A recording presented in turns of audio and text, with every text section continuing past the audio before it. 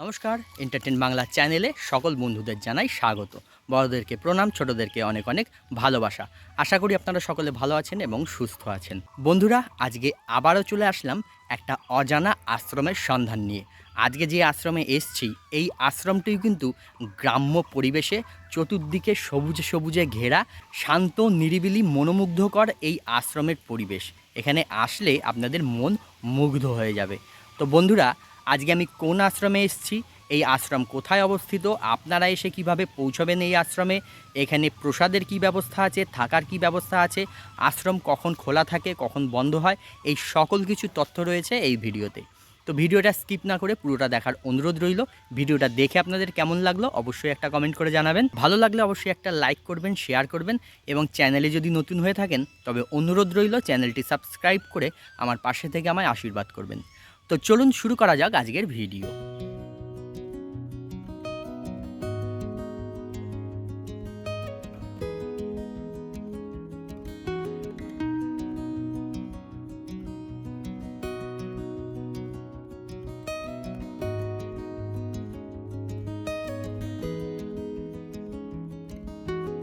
আমার আজকের গন্তব্যস্থল পায়রাডাঙ্গা, আর আমি এখন চলে এসেছি পায়রাডাঙ্গা স্টেশনে। পায়রাডাঙ্গা আসার জন্য আপনারা শিয়ালদহ থেকে রানাঘাটগামী যে কোনো লোকাল ট্রেন ধরে খুব সহজেই পৌঁছে যেতে পারেন এই পায়রাডাঙ্গা স্টেশনে। পায়রাডাঙ্গা স্টেশনে নেমে স্টেশনের 1 নম্বর প্ল্যাটফর্মের দিক থেকে যেদিকে টিকিট কাউন্টার, এই দিক দিয়ে বেরোতে হবে। এই যে দেখছেন টিকিট কাউন্টার, এই টিকিট কাউন্টারের সামনে দিয়ে সোজা বেরিয়ে এসে আপনাদের যেতে হবে ডান দিকে, পায়রাডাঙ্গা বাজারের দিকে। বাজারের মধ্যে দিয়ে গিয়েই হচ্ছে মেন রোড, যেখানে মুকুন্দনগরে যাওয়ার টোটো পাওয়া যায়। এই হচ্ছে পায়রাডাঙ্গা বাজার। এই বাজারের মধ্যে দিয়েই দেখুন এই যে রাস্তা চলে যাচ্ছে, এই রাস্তা সোজা গিয়ে উঠেছে মেন রোডে। মেন রোডে উঠে সেইখান থেকে আপনারা টোটো পেয়ে যাবেন। টোটোয় উঠে আপনাদের বলতে হবে মুকুন্দনগর শ্রীকৃষ্ণ চৈতন্য আশ্রম যাব।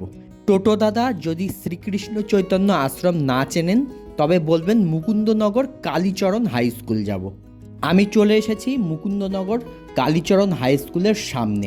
এই হচ্ছে মুকুন্দনগর কালীচরণ হাই স্কুল, আর এই স্কুলের সামনে থেকে 1 মিনিট মতন হেঁটে গেলেই আজকের গন্তব্যস্থল শ্রীকৃষ্ণ চৈতন্য আশ্রম। টোটোয় করে এই অবধি আসতে সময় লাগলো 10 মিনিট, আর ভাড়া হচ্ছে জনপ্রতি 20 টাকা করে। বন্ধুরা, চলে এসেছি আমার আজকের গন্তব্যস্থল শ্রীকৃষ্ণ চৈতন্য আশ্রমের একদম সামনে। এই যে আমি এই দিক থেকে আসলাম, আর এই হচ্ছে আশ্রম। আশ্রমের সামনে দেখুন প্রচুর গাছপালা রয়েছে, আর এই হচ্ছে আশ্রমের মূল প্রবেশদ্বার। সামনেই রয়েছে ছোট্ট একটি লোহার গেট। সবুজে মোড়া চাকচিক্যহীন খুবই সাদামাটা একটি আশ্রম। আশ্রম প্রাঙ্গণ কোলাহলমুক্ত, খুবই শান্ত নিরিবিলি আর খুব পরিষ্কার পরিচ্ছন্ন। এই আশ্রমের কিন্তু একটা বিশেষত্ব আছে। এই আশ্রমে কোনো রকমের বিগ্রহ পুজো হয় না, আর তেমন কোনো বড় সুদৃশ্য মন্দিরও নেই। এই আশ্রমে কেবল হরিনাম সংকীর্তন এবং বৈষ্ণব সেবা হয়। আশ্রম প্রাঙ্গণে প্রবেশ করে আপনারা যেদিকেই তাকাবেন সেদিকেই শুধু দেখবেন সবুজ আর সবুজ। সারা আশ্রম জুড়ে ছোট বড় বিভিন্ন রকমের গাছ রয়েছে।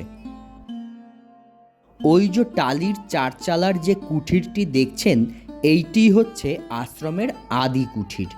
বাংলার 1376 সালে শ্রী রাধা মাধব গোস্বামী এই আশ্রম প্রতিষ্ঠা করেছিলেন, আর সেই সময় থেকেই আজও পর্যন্ত এই কুঠির এখানে রয়েছে। বর্তমানকালের চাকচিক্য না থাকলেও এই আশ্রমে আসলে আশ্রমের এই পরিবেশে আপনাদের মন মুগ্ধ হয়ে যাবে। ভক্তদের দানে বর্তমানে আশ্রম প্রাঙ্গণে তৈরি হয়েছে এই নাট মন্দিরটি। আশ্রমের বিশেষ কোনো অনুষ্ঠানের সময় এই নাট মন্দিরেই ভক্তরা এসে হরিনাম সংকীর্তন করেন। সারা নাট মন্দিরের ওপরের দিকের দেওয়াল জুড়ে লেখা রয়েছে হরে কৃষ্ণ মহামন্ত্র। এই নাট মন্দিরে দাঁড়িয়ে আশ্রম প্রাঙ্গণের এই আদি কুঠিরটি দেখতে কি অপূর্ব সুন্দর লাগছে দেখুন। বলতে পারেন এইটি হচ্ছে আশ্রমের মূল মন্দির। এই কুঠিরেই এই আশ্রমের গুরু মহারাজ শ্রী রাধা মাধব গোস্বামী থাকতেন। বর্তমানে গুরুমা থাকেন এই কুঠিরে। এই নাট মন্দিরের এক কোণে এই আশ্রমের ছোট্ট এক সদস্য বসে আছে দেখুন। এই হচ্ছে সেই ছোট্ট সদস্য। কি অপূর্ব সুন্দর লাগছে, কি মায়াবী মুখটা দেখুন, দেখলেই আদর করতে ইচ্ছা করবে।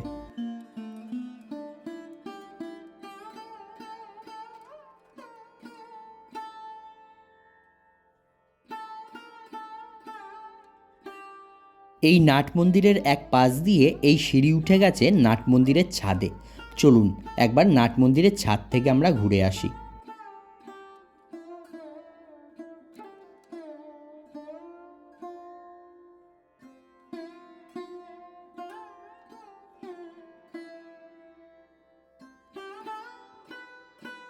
নাট মন্দিরের এই ছাদে দাঁড়িয়ে আশ্রমের চারিদিকের পরিবেশটা কি অপূর্ব সুন্দর দেখতে লাগছে দেখুন।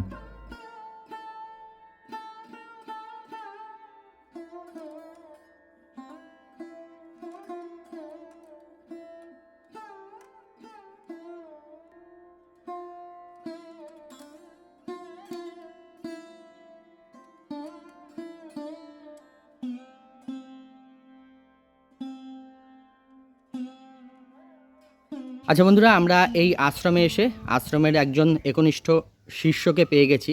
তো ওনার কাছ থেকে আমরা কিছু কথা জেনে নেব এই আশ্রম সম্বন্ধে। নমস্কার, জয় গুরু। আপনার নামটা একটু বলুন। আমার নাম নদিয়া দাস বলুন। আচ্ছা, এখানে আমরা দেখলাম যে আশ্রমে কোনো বিগ্রহ নেই, সেটা কি কারণে? হ্যাঁ, বিগ্রহ নেই এই কারণে আমাদের মহাপ্রভুর দুটি ভক্তি, তো যেনারা রাগবৈধি দুটি ভক্তি, আমাদের রাগমার্গের সাধক এনারা, এনাদের কোনো বিগ্রহ সেবা নেই। আচ্ছা, এনাদের কোনো বিগ্রহ সেবা নেই। এনাদের বর্তমান বৈষ্ণব সেবা, সাধুগুরু বৈষ্ণব সেবা, হরিনাম সংকীর্তন, সপ্তগ্রন্থ পাঠ, এই সমস্ত। আচ্ছা আচ্ছা, এগুলো। এখানে ওই চিত্রপটেই সব হ্যাঁ, পুজো চিত্রপট আচ্ছা আছে, হয়। চিত্রপট আছে, গুরুদেবের ছবি আছে, সবই আছে। আচ্ছা আচ্ছা, আশ্রম কটা থেকে কটা পর্যন্ত খোলা থাকে? সকাল থেকে ও যেমন আমি এখানে থাকি, তো অনেক কর্ম আছে, ও রাত 12টা 1টা পর্যন্ত অনেক সব। আর সকালে কখন খোলা হয়? সকালে তো ভোর 4টে থেকেই খোলা থাকে। আচ্ছা, তারপরে সারাদিন মোটামুটি খোলা। আচ্ছা, আবার রাতে কখন বন্ধ হয়? রাত্রি বন্ধ 10টা 11টা, তো এটা স্বাভাবিক। আচ্ছা, তাছাড়া আমার কর্মের মাধ্যমে থাকতে হয়। আচ্ছা আচ্ছা। আচ্ছা, এখানে কি কি অনুষ্ঠান হয়? এখানে অনুষ্ঠান আমাদের বড় অনুষ্ঠান হয় চৈত্র মাসে, মানে দোল পূর্ণিমার পরের পূর্ণিমা, যে পূর্ণিমাটা হয়। আচ্ছা, দোল পূর্ণিমা, ফাল্গুনী পূর্ণিমার পরে দোল পূর্ণিমায় মানে হয়ে গেল 1 মাস পরে যে পূর্ণিমা, আচ্ছা সেই পূর্ণিমা ধরে আমাদের এখানে অনুষ্ঠান আগে 4 দিন করে হতো, এখন আর পারা যায় না, 2 দিন করে হয়। বাইরে সে দল আসে, ওই মানে লীলা কীর্তন যেনারা করে, আচ্ছা আচ্ছা ওনাদের দিয়ে লীলা কীর্তন করানো হয়, আচ্ছা। অবশ্য নেয় অনেক। আচ্ছা এইভাবে লীলা কীর্তন আর এই বর্তমান সাধুগুরু বৈষ্ণব সেবা, ভক্ত সেবা। আচ্ছা, ওটাই মেন উৎসব। হ্যাঁ, হরিনাম সংকীর্তন। আচ্ছা, এছাড়া আর কি হয়? আর অন্য কোনো উৎসব হয়? হ্যাঁ, উৎসব বছরে আরও আছে। আষাঢ় মাসে 13 তারিখে একটা গুরুদেবের মানে দিবসের মতো ওটা করা হয়। শ্রীকৃষ্ণের জন্মাষ্টমীতে ওটার বড় উৎসব হয়। আচ্ছা। আশ্বিন মাসে যেমন দুর্গা উৎসবের সময়, মানে তো অন্য কিছু নয়, ওই মানে পূজার কদিন মানুষ অন্য আনন্দ করে, আমাদের এখানে সব ভক্তানন্দ হয়। আচ্ছা আচ্ছা, মানে এখানে এসে কীর্তন টীর্তন হয়। সাধু আচ্ছা। কীর্তন করেন আচ্ছা বা সেবা আনন্দ যাদের সম্ভব। আচ্ছা আচ্ছা আচ্ছা, এখানে কি নিত্যদিন ভোগ প্রসাদের কোনো ব্যবস্থা আছে? যে ভোগ ভোগ বলতে বৈষ্ণব সেবা যেমন আচ্ছা। হয়ে থাকে তেমন হবে, আচ্ছা কিন্তু ওই ভোগ যেটা আপনারা হয়তো বলতে চাচ্ছেন, বিগ্রহ যাদের সেবা আছে, মূর্তি সেবা আছে, তাদের যে নিয়মিতভাবে একটা ভোগ দেয়, আচ্ছা। তো সেটা তো আমাদের বিগ্রহ পূজা নেই। আচ্ছা আচ্ছা, এখানে যদি কোনো ভক্তরা আসেন যে আমরা প্রসাদ নিতে চাই, সেটার ব্যবস্থা আছে তো? হ্যাঁ, সেটা যেমন শক্তি তেমন করে দেওয়া হবে। আচ্ছা আচ্ছা, হ্যাঁ। অন্ন প্রসাদের ব্যবস্থা থাকে। হ্যাঁ, আচ্ছা, তার মূল্য কত? মূল্য এখানে কিছু নেওয়া হয় না।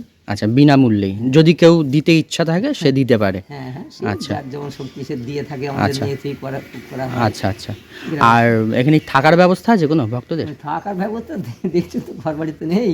আচ্ছা। এই যেমন এই মন্দিরটা করা হয়েছে হরিনাম সংকীর্তন, এর মধ্যেই এসে ভক্তরা থাকে বেশি। আচ্ছা, কোনো অনুষ্ঠানের সময় এসে এখানে এমনি থাকতে পারে, থাকে। আর নিত্যদিন এমনি থাকার ব্যবস্থা নেই সেরকম? আচ্ছা, সেইভাবে থাকে। প্রসাদের ব্যবস্থাটা রয়েছে, কোনো ভক্ত যদি এসে প্রসাদ চান যেমন পেতে পারেন? যেমন যোগ্যতা তেমন শিষ্যরা আচ্ছা দেওয়া আচ্ছা হবে। আচ্ছা আচ্ছা আচ্ছা, এখানে কি দীক্ষা হয়? দীক্ষা দিয়েছেন গুরুদেব, তিনি তো উঠেছেন এখন। এখন এই মা বসে আছেন, গুরুমা আছেন, আচ্ছা। বয়স্ক মানুষ। সে যদি কেউ হরিনাম মন্ত্রে দীক্ষা হতে চান, আচ্ছা তাকে ওনাদের যেটা ধর্ম দেওয়ার যদি মন করেন দেবেন। আচ্ছা আচ্ছা আচ্ছা, এনে তার জন্য কোনো বিশেষ দিন থাকে নাকি না না এসে বললেই হয়? না, এসব কিছু নেই। আচ্ছা, এসে এখানে জানালেই হয়? হ্যাঁ, দিন আচ্ছা, কিছু নেই। তারপরে তখন জানিয়ে দেওয়া হয়? আমাদের এই ধর্মের যে আইন নীতি আচার আচরণ সেগুলো সব জেনে শুনে তারপর তো আচ্ছা আচ্ছা, নিতে হবে বা দিতে হবে। আচ্ছা ঠিক আছে, ধন্যবাদ। জয় গুরু। জয় গুরু। তো বন্ধুরা শুনলেন, এই আশ্রমে কিন্তু লোক সংখ্যা খুবই কম। তো আপনারা যদি এই আশ্রমে এসে প্রসাদ নিতে ইচ্ছুক থাকেন, তবে আগের থেকে স্ক্রিনে দেওয়া নাম্বারে যোগাযোগ করে নেবেন। আর যে কোনো আশ্রমই তো ভক্তদের দানেই চলে, সে কারণে আপনাদের যদি ইচ্ছা হয় যে আশ্রমকে কিছু দান করবেন, আপনাদের সাধ্য মতন আপনারা কিন্তু দান করতে পারেন। বন্ধুরা, এই আশ্রমে যেহেতু কোনো বিগ্রহ পুজো হয় না, সেই কারণে আলাদা করে কিন্তু সেরকম কোনো মন্দির বা গর্ভগৃহ নেই। রয়েছে এই আদি কুঠির। ভক্তদের কাছে এটাই হচ্ছে আশ্রমের মন্দির। এই কুঠিরেই এই আশ্রমের গুরুদেব, এই আশ্রমের প্রতিষ্ঠাতা শ্রী রাধা মাধব গোস্বামী থাকতেন। গুরুদেব যেই ঘরে থাকতেন সেই ঘরে ওনার চিত্রপট রাখা রয়েছে। মাঝখানে ঘর আর চারিদিক দিয়ে ঘোরানো বারান্দা। আর এই বারান্দার দেওয়ালে দেখুন রাধাকৃষ্ণ, গৌরনিতাই, পঞ্চতত্ত্ব, গুরুদেব, গুরুদেবের পরিবারের লোকজনেদের চিত্র রাখা রয়েছে। এই হচ্ছে গুরুদেবের ঘর। ঘরের ভেতরে দেখুন চেয়ারের ওপরে গুরুদেবের চিত্রপট রাখা রয়েছে, আর রয়েছে গোপাল ও রাধাকৃষ্ণের চিত্রপট। এই যে চেয়ারের ওপরে বাঁধানো যে চিত্রটা দেখছেন, ইনিই হচ্ছেন এই আশ্রমের প্রতিষ্ঠাতা গুরুদেব শ্রী রাধা মাধব গোস্বামী।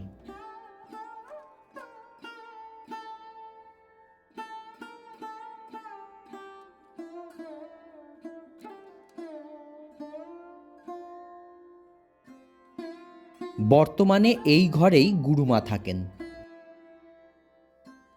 গুরুদেবের এই ঘরের পাশ দিয়েই এই দিকে দেখুন বারান্দা রয়েছে, আর এই দিকেও দেখুন আরও দুটো ঘর রয়েছে। এই ঘরগুলোতে এই আশ্রমে যখন কোনো অনুষ্ঠান হয়, তখন অনুষ্ঠানের সময় যে ভক্তরা আসেন বা যারা হরিনাম সংকীর্তন করতে আসেন, ওনারা থাকেন।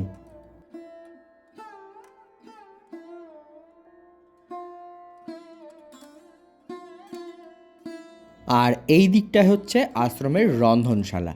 এইখানেই আশ্রমের নিত্যদিনকার যে রন্ধন হয় সেটা এখানেই হয়। ওই যে দেখুন, ওইখানে গুরুমা বসে আছেন। গুরুমা বসে শাক বাচ্ছেন।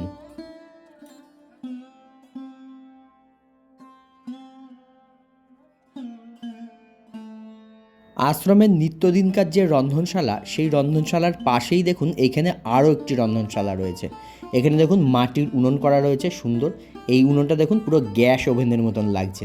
এছাড়াও দেখুন এখানে বড় বড় আরও অনেকগুলো মাটির উনুন করা রয়েছে, আর এখানে কাঠ রাখা রয়েছে প্রচুর। এই আশ্রমের কোনো অনুষ্ঠানের সময় ভক্তদের মধ্যে প্রসাদ বিতরণের জন্য এইখানেই কিন্তু রান্না করা হয়, আর সমস্ত রান্নাটাই হয় কাঠের জালে। আর সেই সময় কিন্তু বহু ভক্ত সমাগম হয় এই আশ্রম প্রাঙ্গণে, আর বিনামূল্যে প্রসাদ বিতরণ হয়। আচ্ছা, বিনামূল্যেই সব। শুনলেন, গুরুমাও কিন্তু বলছেন বিনামূল্যে প্রসাদ বিতরণ করা হয়। তবে আশ্রমটি যেহেতু ভক্তদের দানে চলে, সেই কারণে ইচ্ছা হলে আপনাদের সাধ্য মতন আপনারাও কিছু দান করতে পারেন।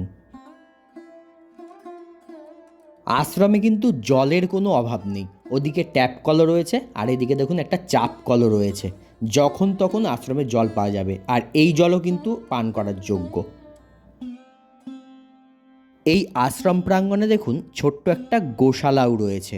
এই যে দেখুন বাঁশের বেড়া দেয়া, টিনের চালা দেয়া, এইদিকে গোশালা রয়েছে, আর এখানটায় দেখুন গোমাতাদের সব খাবার রাখা রয়েছে।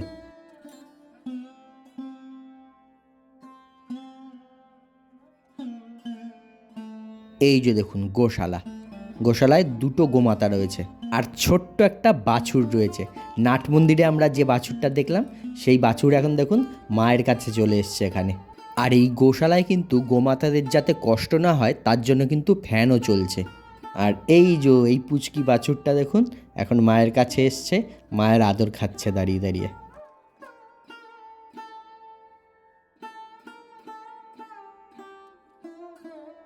এই গোশালার পাশেই দেখুন এখানে রয়েছে শৌচালয়, এখানে স্নান করারও ব্যবস্থা রয়েছে। এই যে এখানেও একটা চাপ কল রয়েছে, ট্যাপ কল রয়েছে।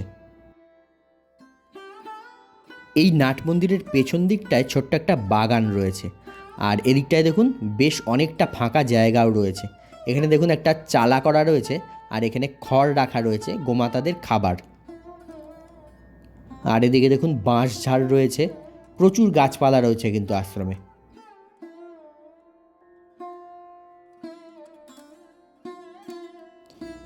এই যে দেখুন এইখানটাও কত কাঠ রাখা রয়েছে, আর এখানেও দেখুন একটা উনুন রয়েছে, এখানে একটা হাঁড়িও বসানো রয়েছে, হয়তো এখানে গোমাতাদের খাবার তৈরি করা হয়।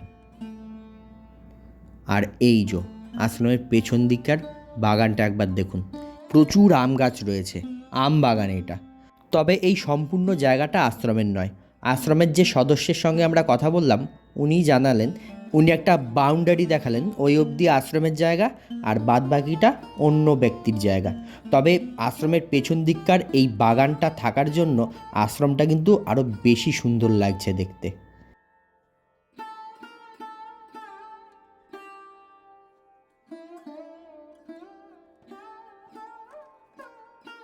এই আশ্রমে কোনো চাকচিক্য নেই, কোনো আধুনিকতার ছোঁয়া নেই, কিন্তু অপার শান্তি বিরাজ করছে এই আশ্রমে। কোনো এক ছুটির দিনে একটু শান্তির খোঁজে চলে আসতে পারেন এই আশ্রমে। এই মুকুন্দনগরে বেশ আরও কিছু দর্শনীয় স্থান আছে। এই আশ্রমের পাশাপাশি আপনারা সেই সকল দর্শনীয় স্থানগুলোও ঘুরে দেখে নিতে পারেন। সেই সকল দর্শনীয় স্থানগুলির ভিডিও লিংক আমি এই ভিডিওর ডেসক্রিপশন বক্সে দিয়ে রাখলাম, আপনারা একবার দেখে নিতে পারেন। তো বন্ধুরা, মুকুন্দনগরের এই শ্রীকৃষ্ণ চৈতন্য আশ্রমের ভিডিও আপনাদের কেমন লাগলো অবশ্যই কমেন্ট করে জানাবেন। তো আজকের মতন ভিডিওটা এখানেই শেষ করছি, দেখা হচ্ছে পরবর্তী নতুন কোনো ভিডিওয়। সবাই ভালো থাকবেন, সুস্থ থাকবেন, সাবধানে থাকবেন।